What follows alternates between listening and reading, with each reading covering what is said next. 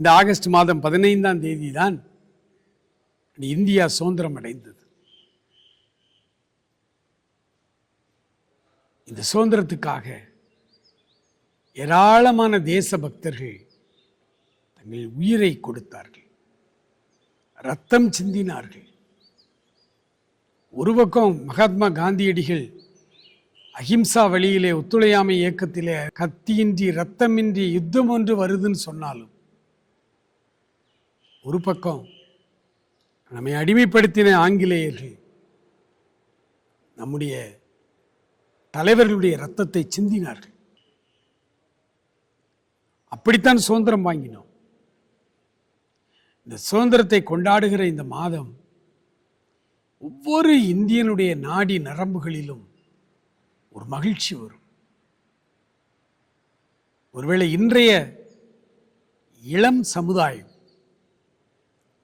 அதை எப்படி, அந்த சுதந்திர தாகம் அவர்களுக்கு எப்படி இருக்கிறது என்று நமக்கு தெரியல. ஆனால் வழி வழியாய் இந்திய சுதந்திர போராட்ட வரலாற்றை நாம் படிக்கும் பொழுது, இந்தியா என் தாய் நாடு, இந்தியர்கள் யாவரும் என் உடன் பிறந்தவர்கள் என்று சொல்லும் பொழுதே நமக்குள்ளே ஒரு மகிழ்ச்சி. அப்படிப்பட்ட ஒரு விடுதலை அரசியல் ரீதியாய் நமக்கு கிடைத்த மாதம் இந்த மாதம். ஆனால் ஆன்மீக ரீதியாய் நாம் விடுதலை அடைந்திருக்கிறோமா? ஆண்டவர் ஒவ்வொருவரையும் இந்த ஆன்மீக விடுதலைக்குத்தான் அழைக்கிறார். சரீர விடுதலை, அரசியல் விடுதலை, சமுதாய விடுதலை, அதையெல்லாம் அவர் பேச, அவர் சமூக சேவகர் அல்ல, அவர் கடவுள். ஒரு மனிதன் தான் சிக்கி இருக்கிற அடிமைத்தனத்திலிருந்து, பாவத்திலிருந்து அவன் விடுதலை அடைய வேண்டும்.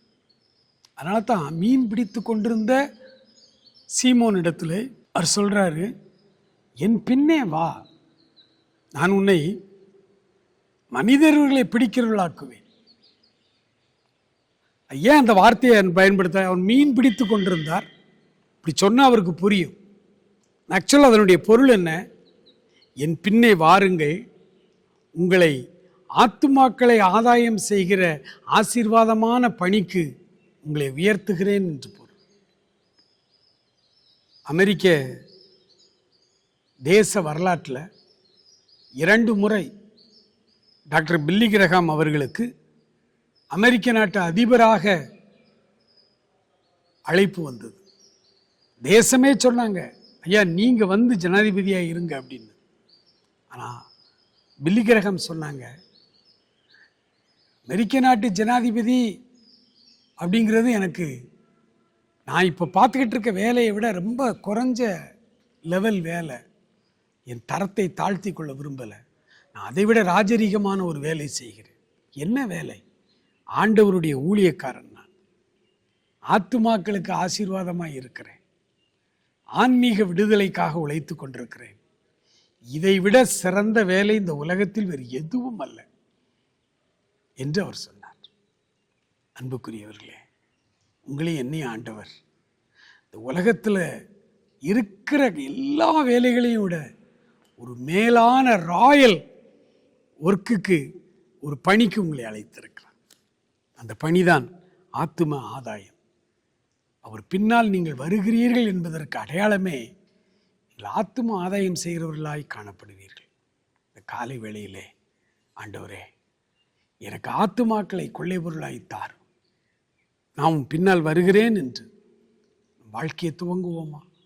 God bless you.